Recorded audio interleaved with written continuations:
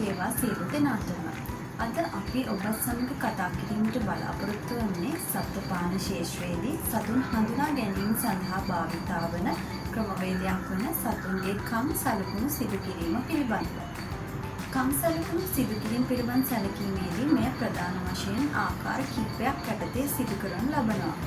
ඉන් පළමුවැන්න ලෙස ear tag භාවිතා කිරීමක්, දෙවැනි ලෙස ear tattooing ක්‍රමය භාවිතා කිරීමක්, දෙවැනි ක්‍රමය ලෙස ear notching යන ක්‍රමය භාවිතා කිරීමක් දක්නට ලැබෙනවා. මේ යටතේ අද අපි බලමු ear tag එකක් නිවැරදිව සවි කිරීම සඳහා අවශ්‍ය ද්‍රව්‍ය සහ උපකරණ මොනවාද, එය නිවැරදිව සිදු කරගන්නේ කෙසේද යන්න. මේ සඳහා අවශ්‍ය ද්‍රව්‍ය ලෙස ප්‍රධාන වශයෙන් ear tag applicator, permanent marker, ear tag සහ විෂ බීජ නාශක දියර හඳුනාගත හැකියි. මෙය සිදු කිරීමේ ක්‍රමවේදය ප්‍රධාන පියවර කීපයක් ඔස්සේ පැහැදිලි කළ හැකියි. පළමුව, සතා කලබලකාරී නොවන උචිත ස්ථානයක රඳවා තබා ගැනීම සිදු කරගත යුතු වෙනවා. එහිදී සවි කිරීමට නියමිත ටැග් එක නිවැරදිව අංකකරණය කිරීම කරගත යුතු වෙනවා. මේ සඳහා විශේෂිත අංකකරණ රටාවක් භාවිතා කරගනු ලබනවා. මෙම අංකකරණ රටාව මගින් විශේෂිත අංක පෙළි 3ක් නිරූපණය කරනු ලබනවා. ඉන් පළමුවැන්න ලෙස අදාළ පශු වෛද්‍ය කාර්යාලයේ නිරූපණය වීමත්, දෙවැනි අංක පෙළිය මගින් ගොවිපළ ලියාපදිංචිය තහවුරු වීමත්, දෙවැනි අංක පෙළිය මගින් සතාගේ අනන්‍ය අංකය නිරූපණය වීමත් දක්නට ලැබෙනවා. පසුව අදාළ සත්වයාගේ කනෙහි ටැග් එක සවි කිරීම සඳහා උචිත ස්ථානයක් නිවැරදිව හඳුනා ගැනීම වැදගත් වෙනවා.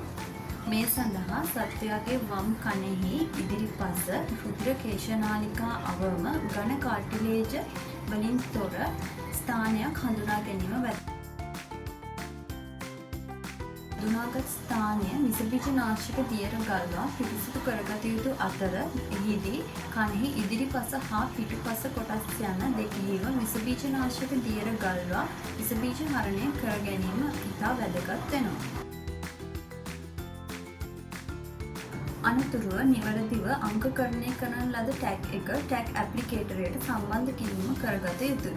මෙහිදී ටැග් එකක ප්‍රධාන කොටස් දෙකක් හඳුනාගත හැකියි. ඉන් මෙම කොටස ෆීමේල් කොටස ලෙසත්, මෙම කොටස මේල් කොටස ලෙසත් දැක්විය හැකියි. මෙහි ෆීමේල් කොටස ටැග් ඇප්ලිකේටරයට සම්බන්ධ කිරීමේදී මේ ආකාරයට සවි කරගනු ලබනවා. එහි මේල් කොටස ටැග් ඇප්ලිකේටරයට මේ ආකාරයට සම්බන්ධ කරගත යුතු වෙනවා. එය නිවැරදිව සම්බන්ධ වී ඇද්දයි පරීක්ෂා කිරීම ඉන් අනතුරුව සිදු කරගත යුතුයි. මේ ආකාරයට එය නිවැරදිව සම්බන්ධ වී ඇද්දයි පරීක්ෂා කර සීරු මාරු කර ගැනීම සිදු කරගත යුතු වෙනවා.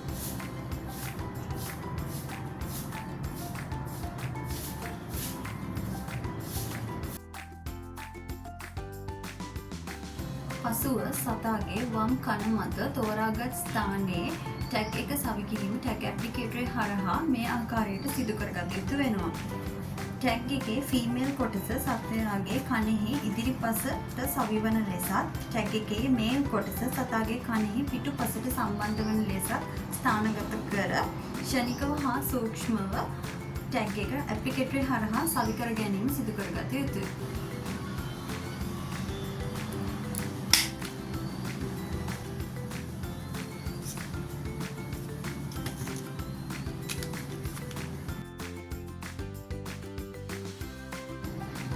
මෙහි අවසාන පියවර වශයෙන් පසු පරීක්ෂාව සිදු කළ යුතු වෙනවා.